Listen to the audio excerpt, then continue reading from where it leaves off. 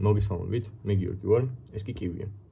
კივი არის senior software engineer, რომელსაც თლიანად იცის შენი code base. იცის რა file architecture გაქვს, იცის ზოგადად რა დიზაინის პატერნებს იყენებ, როგორ აიმპლემენტირებს სხვადასხვა feature-ებს, ან hook-ებს, ან ფუნქციებს, რა სერვისები გაქვს, მოდელები და ასე შემდეგ. მოკლედ, თლიანად იცის როგორ წერს დეველოპერი ან დეველოპერები მაგ code base, როგორ წერდნენ აქამდე, ანუ რა კონვენციები აქვთ. პრობლემა, რომელსაც ჩემი კივი ჭრის, არის შემდეგი. ძირითადად ადამიანები, უცხო ადამიანები, რომელსაც ამ code base-თან შეხება ექნებათ, არ იციან შიდა სამზარეულო.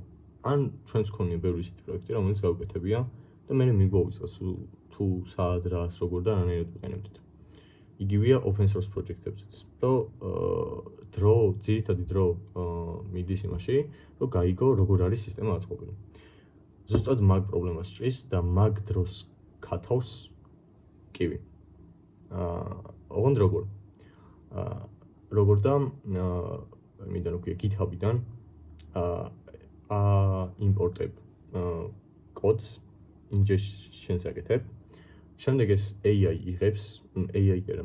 შემდეგ ვიღებთ ვიღებ ამ code base, ამ repository-ს იმას რა ქვია, file architecture-ას და უშვებ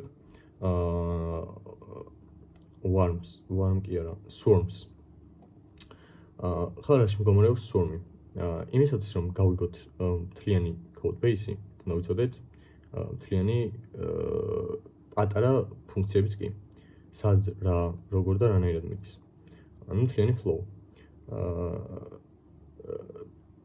და ეს მთლიანი კოდი რო პირდაპირ რაიმე დიდ მოდელს მივცეთ, ეგ ყველაფერი გაგვიზრდის ხარჯსაც, დროსაც, არ იქნება ზუსტი და შუა კოდის ანალიზისას AI ამოვარდება კონტექსტიდან და ავიწყდება მარტივად რო ვთქვათ.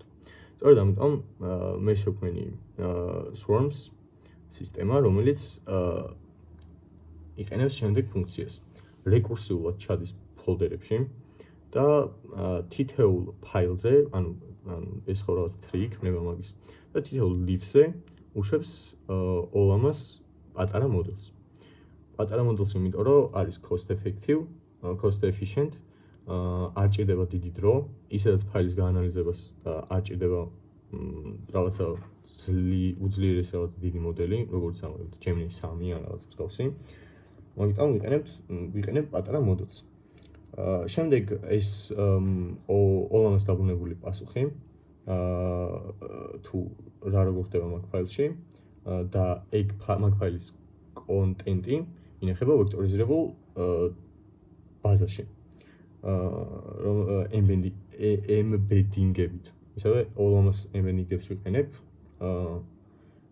და ეს რეკურსიულად იწყება მთლიანი code base-ის RAG სისტემა.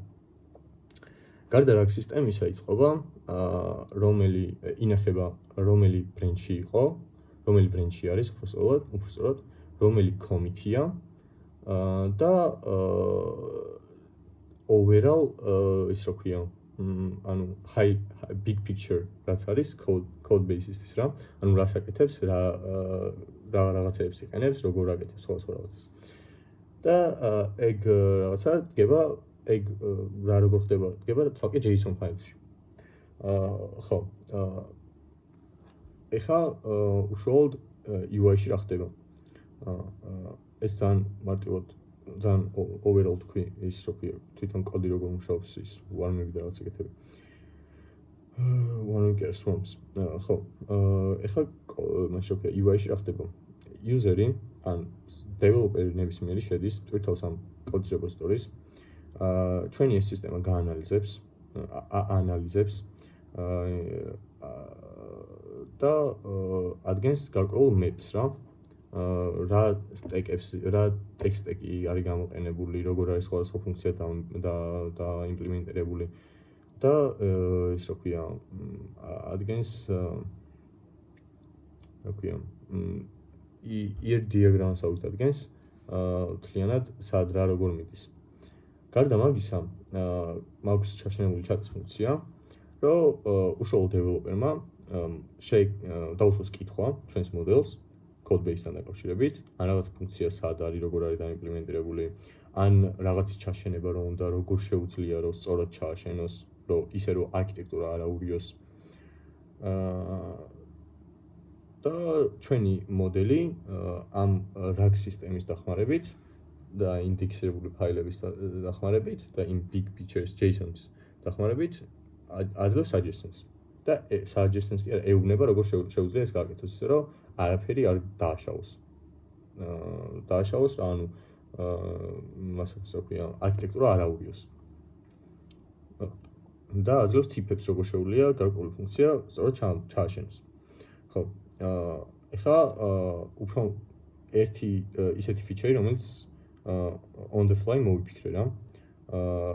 ამ მას რა ქვია, კომიტებს რომ ვინახავ,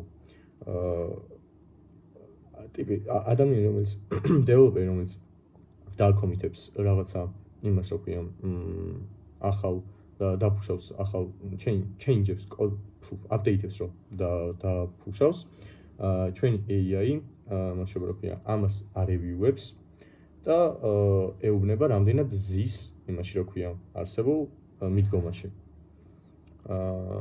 რის შედეგადაც შეუძლია users ან იმას რა ქვია, დააექსეპტოს ეს ყველაფერი და ჩვენს ბაზაში change-ები იმას რა ქვია, გადმოვიდეს და როგორც იმაში რა ქვია, GitHub-ზე ეტვირთება ისე ჩვენ ბაზას შეიძლება და მაგას ვაკეთებ ეგეთნაირად, რომ ის რა ქვია, commit-ი რო გაკეთდება, diff-ები რაც არა, განსხვავებები რაც არა კოდში, მარტო ეგენი მომაქვს.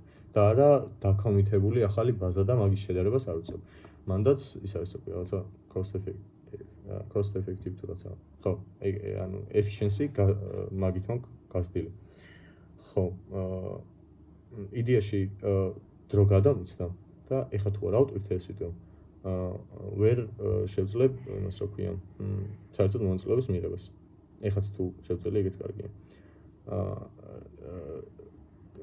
ბოლომდე არ არის ის რა ქვია, მიყვანილი. ხო, რის თქმა უნდა კიდე.